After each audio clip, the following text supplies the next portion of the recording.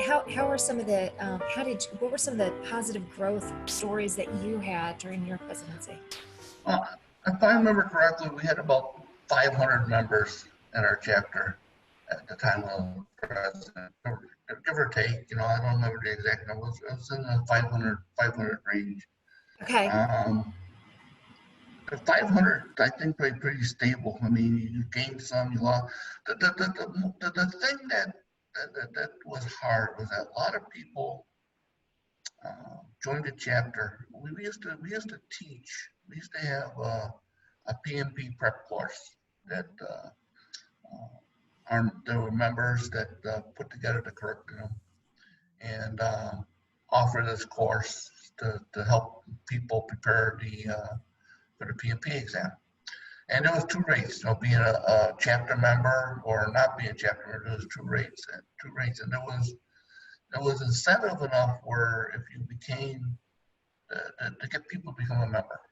Yes, To it was get a people to, draw. it was a draw, and a lot of people.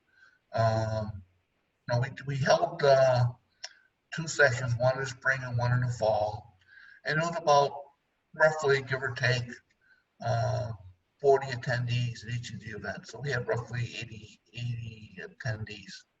And a Wow. lot of those people would take advantage of becoming a member so they get the member price. But what we found though is that once the year they didn't renew, they got their break on the PMP exam and got their PMP and they didn't really renew. And our challenge was to try and get them to renew, continue on to continue on to become members, to be members, Hmm. Hmm. Um, and I think that's still a challenge today, to be honest with you. Keeping Engagement. engagement and keeping people engaged and continue with the membership ongoing. Okay. So that's just That's one of the biggest challenges. Yeah, I yeah. hear that throughout all the different interviews that we have had. It's the constant creativity and engagement, and how do you encourage that, not only for folks to, it could be an hour a week, it could be 5 hours a month, it could be Mhm. so minimal, but yet the gift that you give is so great. And how do we offer those services and programs that kind of reach out and touch everyone's heart where their heart sits? One of the things that I have learned through all these interviews is that when you volunteer for one nonprofit organization, you're typically giving in other ways as well.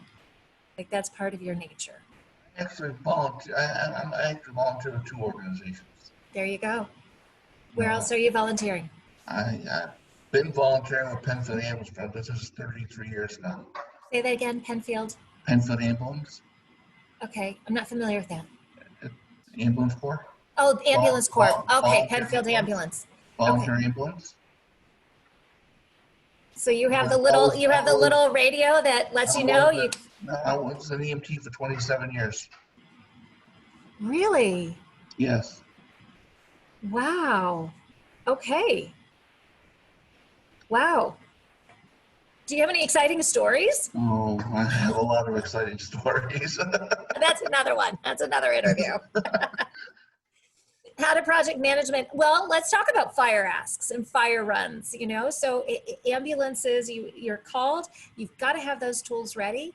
You need something right away to turn around and help that person or save someone's life or take care of somebody in critical condition and get them to the hospital. You've got to pull those tools out of the toolkit. But this planning. I mean, you're hearing a call from an EMT's perspective. You get a call from the 911 center. Mm-hmm. Whatever it could be, MVA, motor vehicle accident, or whatever. But you're running into the possibilities in your head of what you might be coming up with. So you're prepared when you get there. You're prepared to one of those scenarios.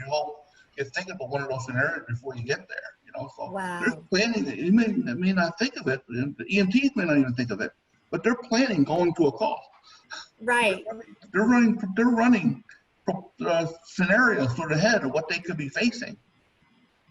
So you're not necessarily documenting tasks in MS Project, but you are absolutely doing it upstairs That's as you right. get there. And then you're you're doing a constant feedback loop with the patient.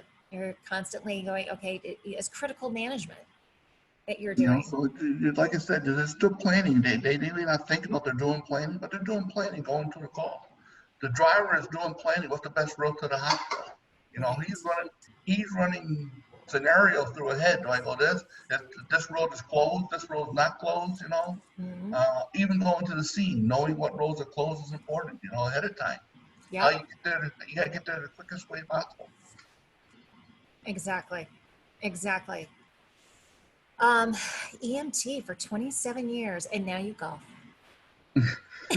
But you still volunteer. That's amazing. I've been last six have been more on the administrative side than the road side. So Hey, wow. Well, thank you. Thank you for your service. Thank you for the lives that you save.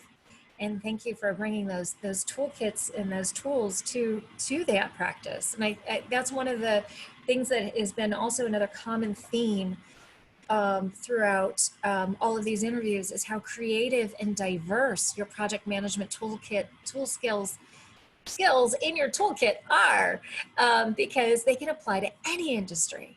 that's right. That's right.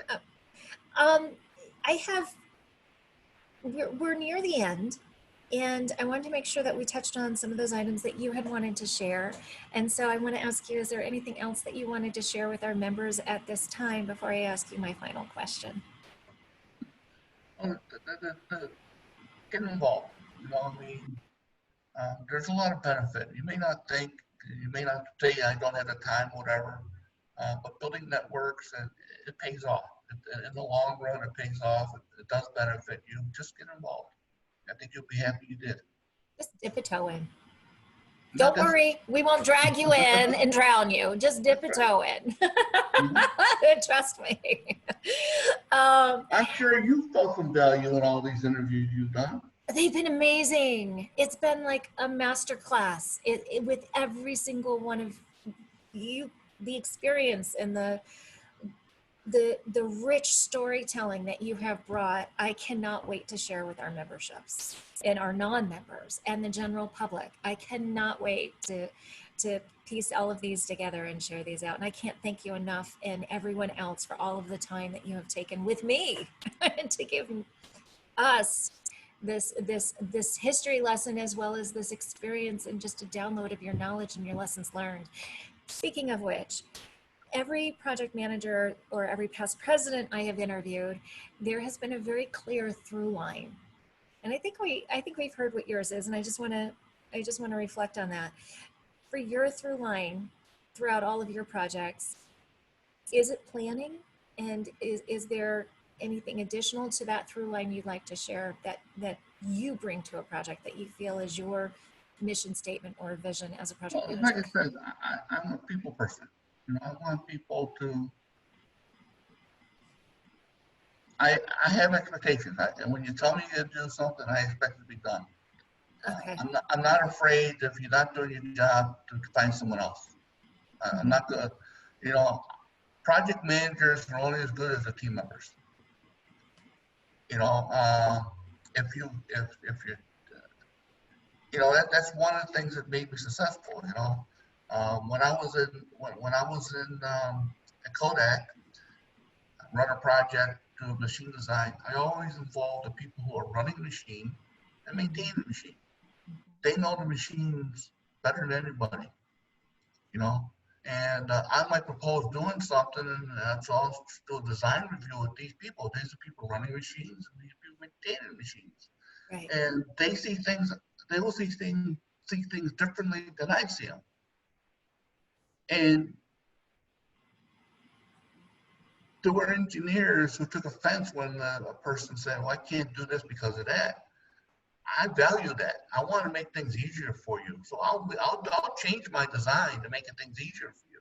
Right. So you need to be flexible and don't take it personal, because some people do take it personal. You know, so when you're planning, same thing with planning. You know, don't it's not meant to be personal. This is what's best for the project, what's best for the customer, what's best to get the job done in time.